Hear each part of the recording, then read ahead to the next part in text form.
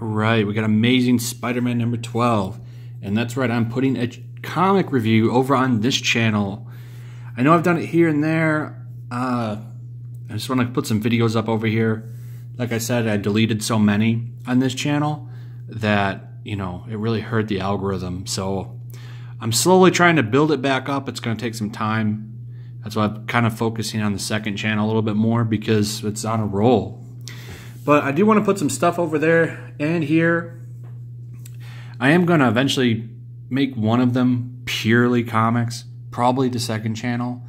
I've been doing like mostly comic book stuff over there and manga. I think I'm going to make that like an anime, manga, comics, video games channel. I haven't decided yet. Maybe do video games over here along with like, you know, culture news and stuff like that. We'll see. Or maybe I'll make the other channel normie content. Maybe I'll make this channel normie content. One of them needs to be a normie channel. I'm just still deciding what I'm going to do. But anyway, oh, and I just finished Red Dead Redemption. What a great game. Oh my God, that's probably, I would put that in the top 5 best games I've ever played. Like, there were so many good moments in that game. The music, everything about it was just amazing. Like this book, Amazing Spider-Man number 12. So this book, man, the sales been good on it. They stayed a strong 80-something thousand. And Dan Slott just must be rolling over in his one-bedroom apartment in a Cheetos high because I'm so glad he's gone. I didn't think about it until I finished this issue because I was having so much fun reading it. And I'm like, I'm so glad that Dan Slott's gone. He sucks. And his Fantastic Four book sucks. Iron Man sucks. His whole like thing he's got going right now is just sucks. And, you know, I'm reading like this. This is the 12th issue, and every issue has been fun and just a good time. And then, you know, I think back to Dan Slott's garbage that we had to endure for 10 years. And it's like, you should have done this sooner. And it's so great seeing, like, taking him off Spider-Man really shows how good he really is. Because without the most, like, loved character in comics, he kind of really is. Like, Dan Slott's a nobody. His sales continue to dip, and it's great. Anyway, this here's a Stan Lee tribute, which is so dumb. I don't know what the editors were doing. Bet you this was Tom Brevoort's idea. Let's just have blank black pages. You seriously should have filled this up. Like, yo, here's the life story of Stan Lee. Great guy. He built Marvel. Now, you know, obviously Ditko was a big thing. And that's a fair point. But Stan was the PR guy. He was the face, the voice, the charisma. He built Marvel. You like it or not, like he built it with his just with his charm. You know? So one guy's a shut-in introvert, one guy's a big-time extrovert. I mean, it is what it is, right? I don't want to take away from either of them, but it's the truth.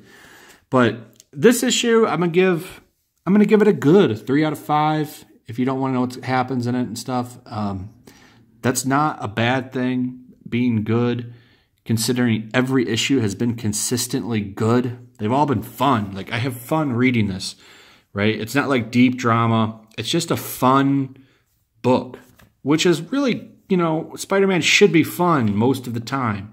And I'm really enjoying. I'm surprised at how much I enjoy the relationship that they're building with J. Jonah and Peter. He really just brings something fresh and fun to the book that I just never, you know, I never saw that this was coming. You know, it's going on for a long time, but I love that he's like practically a sidekick main character in the book now, and he becomes like such a a helpful, nuisance, positive character to Spider-Man, and it just works. And it even works better when you imagine every dialogue bubble as Jay Simmons from the Sam Raimi's movies. It really brings everything together.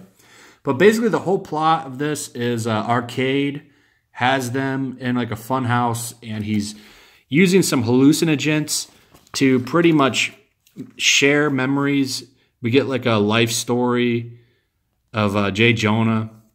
You get to see, you know, when his wife died, and when his biological dad died, and the second love he had, and the Spider Slayers. It's pretty cool. It's like a little crash course. And then we get some really cool action with the Scorpion and Spider-Man fighting.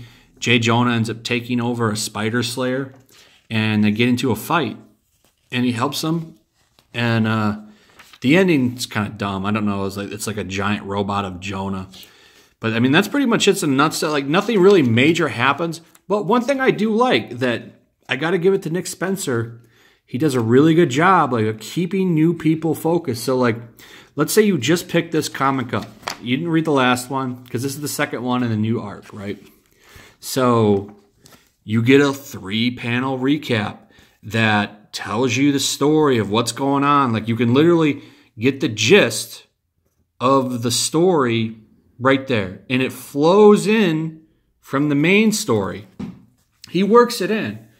That's one thing that I've noticed that Nick Spencer's been able to do with his Spider-Man books, is keep new readers informed while keeping people that have been reading for a long time, or, you know, just recently, they're happy, everything flows good. But if you're new, right, you just went and saw Into the Spider-Verse, you want to read a Spider-Man comic, you pick this up, you know, you can pick this up and just go, right? That the way he weaved in a recap keeps you up to date, and it just works. It's awesome. He's totally redeemed himself with Spider-Man, I gotta say. Like, this has been a lot of fun, this run, and I hope he can keep it up, man. It's been fantastic. Anyway, let me know what you think about his run. Let me know what you think about what's going on with Spider-Man. How do you feel about it? Check out my links in the description. Check out my Patreon, Stream Me. Those are in there.